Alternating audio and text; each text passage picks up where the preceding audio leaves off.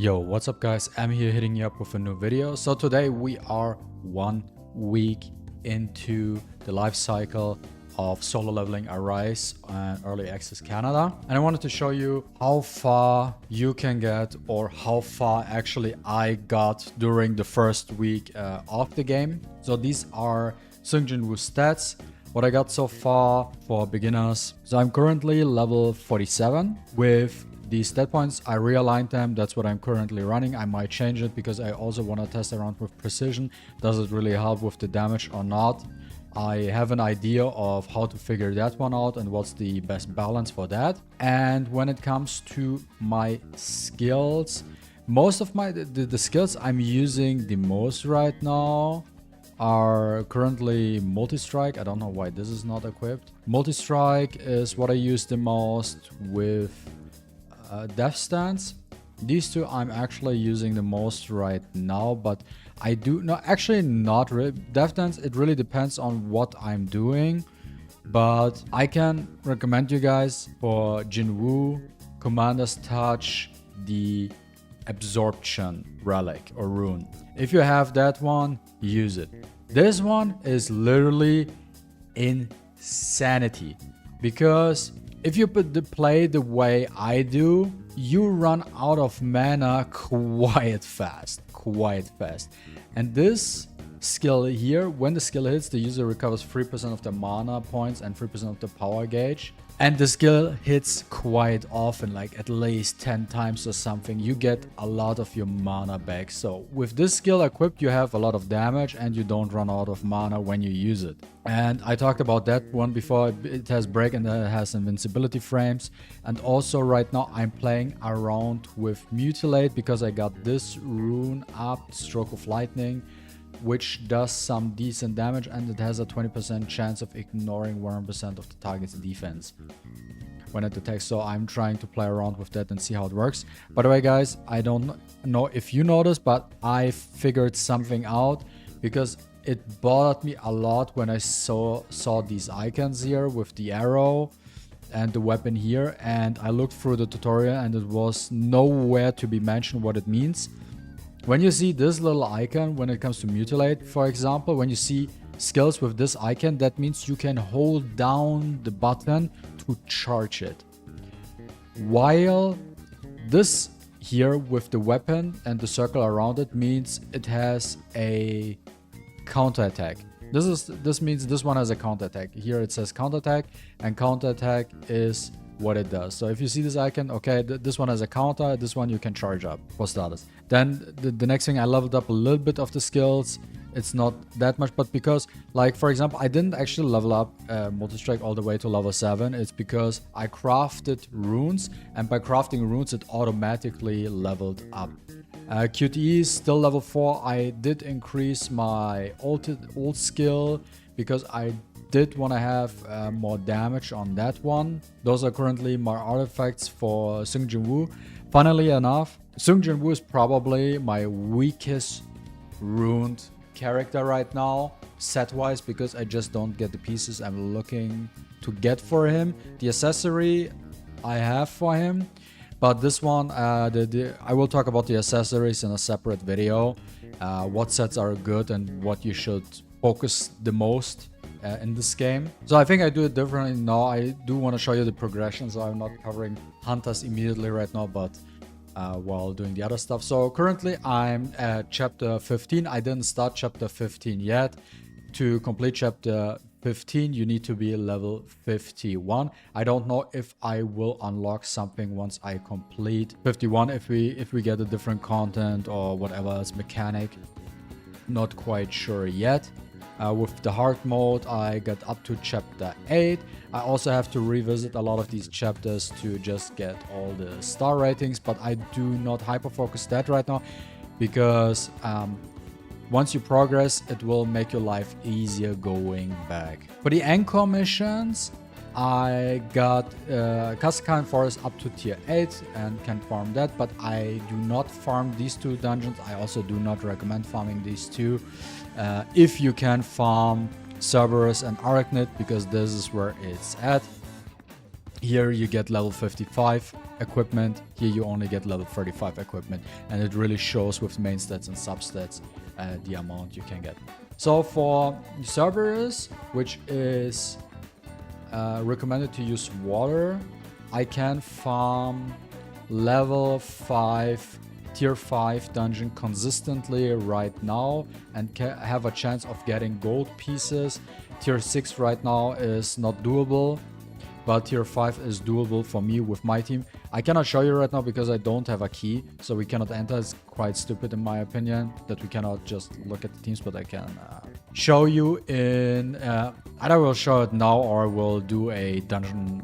Actually, I will do a team comp video next. And for Arachnid, it's the same thing. I can farm up to tier 5 right now, where I can get the other stuff. Tier 6 is a little bit too tanky, if I remember correctly, but tier 5 is doable for me. I can farm these two comfortably. For the instance dungeon, where you get your accessory pieces, I think the first two you unlock after completing chapter 8, and the other two pieces you unlock after completing chapter 12. I do farm currently these two dungeons as well at tier 5 right now. And I do want to mention, guys, when it comes to farming, this is stuff, your life gets easier once you get a 3-star rating. Because if we go back somewhere, I think I got it somewhere. Once you 3-star a tier, after you completed that, increases damage dealt by 50%, decreases damage taken by 50%.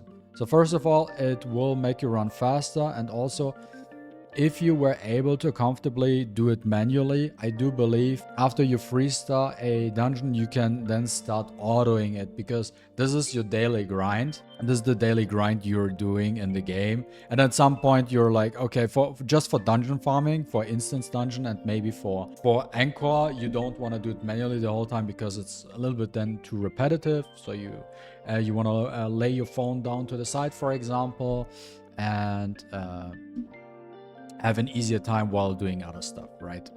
Then for the gates, I'm currently at difficulty 16 right now. If we, the highest ranking is S rank, level 48, and it drops this kind of stuff. It didn't really change anything, but the experience, you get 2000 experience and you get a little bit more of gold.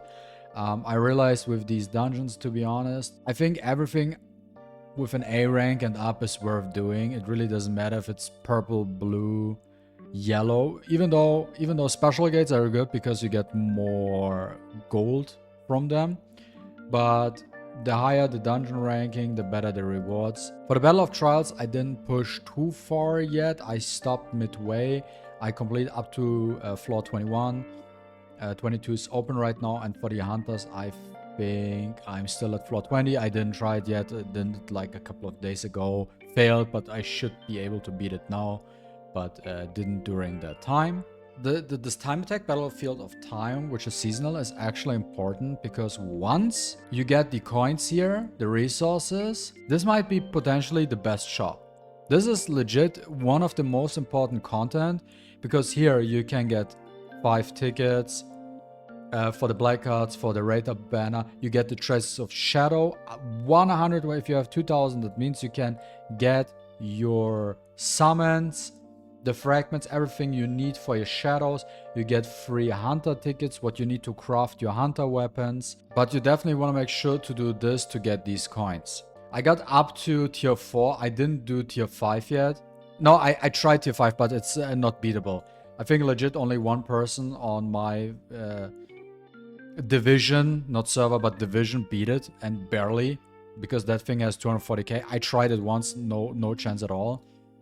But the Cave Rock Golem I actually beat. This is the team I used for beating the tier 4, the Cave Rock Golem. And then as well we have the Power of Destruction. Where's the ranking? You get stuff, you get a chest. It's really not something that crazy what you get here. You get these 4 things, and then you can get one of these each. I think this one and the dust is probably the best. But what you want to aim for, I did it once, but that one time was enough to realize all you really need to do for this, and it's a daily thing, right, is to hit 6 million points. So this is the benchmark, 6 million points. You want to get over 6 million points because then you get all these rewards in here.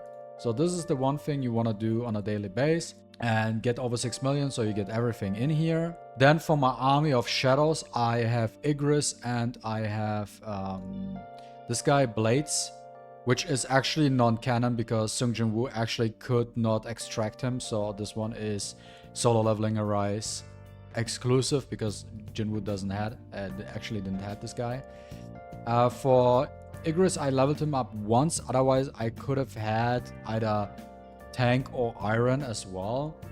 But this is what I currently have, so I have to wait. I don't know how many do I have, 19. So it will take quite some time till I get to 100 to unlock either tank or iron. For the challenges, I'm currently at chapter 10 right now. I'm really, this is one of the important things, I feel like, following the chapters, because whatever you do here, for example, clear anchor missions 3 times. These missions do not carry over to the next chapter. They simply do not carry over because here it says C 0 out of 5, while here it says 1 out of 3. These do not carry over, so try to follow this thing here to complete it and get all the goodies you need to advance. Especially in chapter 9 and in chapter 12, you get the scythe. And the scythe is very powerful. When it comes to how far can you push within a week, it really depends on yourself and what you have, right? So the thing is, what helped me out the most is not the weapons I have here. I mean, it did help, but it's literally not the weapons that helped me out here the most. Because the one thing which helped me out the most to progress in this game is the gold. Gold is the reason which stops your progression. It really, really is. While I was playing, I ran out of gold quite quickly and it annoyed me quite a bit. So I actually, just because of that, just because of the gold, I bought some packs just for the gold. I just bought it for the gold because I needed it to advance. Because that's the one thing that really, really stops your progression. For example, if you have like one SSR weapon or something, depending on what you have, right? Depending on what you have, focus on 2 weapons.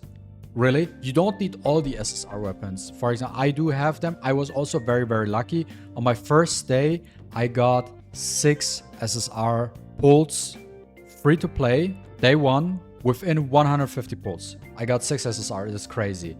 I got 2 or 3 weapons and 2 or 3 characters, something like that. I can't remember. I have to look it up. So what I wanted to say is do focus on 2 weapons, because right now, for example, for me, you can see I have these weapons, but you also see I have 3 level 60 and I have 3 level 40. I really don't use the katana at all right now because I feel like it needs Ascension 1 to unlock its real potential. These are the weapons I focus the most, and depending on the elemental situation I switch. But if you have 2 weapons, get 1 weapon up to level 80 or even 100, but I think 80 is the stopping point, or can get 2 weapons to level 80. I feel with that you easily can reach the same spot with like something where there's a variety. You can compensate the variety by just increasing your levels. And looking at it in a long run, that's also how it looks like to be. You don't necessarily need the SSRs or a huge variety, but the level, you need the level, and the most important reason is the goal. But yeah, that's it for today's video, guys. I wanted to share the account progression, what you can achieve in 1 week, not necessarily 100% free to play just because of the gold. Literally, the gold is what you're stopping. Seriously, it's not about anything else. I'm telling you the truth here. Gold is the one single resource which wise you probably, and there's another factor, on what device you're playing. If you're playing on phone, you will have a way harder time than playing on PC with either a keyboard or a controller. Playing with controller is the best way to play this game. I do believe that even controller for this game is superior to playing mouse and keyboard, but I do also think it really depends on what you're used to, what you like to use and play around with, right? But on PC you can play with controller and keyboard, and that makes it a lot easier, and you play a lot better that way than playing on phone, and that's also holding you back. Just playing on the phone makes it a lot harder for you to progress. Because, for example, a friend of mine asked me to log into his account to do the chapter 8 Igris fight, because he cannot play it on PC right now. He can only play it on phone, and on phone he has difficulties, while if I do it on PC I can play with the controller, and it's a lot better. And yes, it's easier definitely, but it feels more natural overall. But that's it. I wanted to share the progress for week 1. Tomorrow I will upload the accessory guide, and the day after I will make a team building guide. So if you like this video, thanks for watching. Leave a like, leave a comment, subscribe if you haven't already. See you next time. Deuces.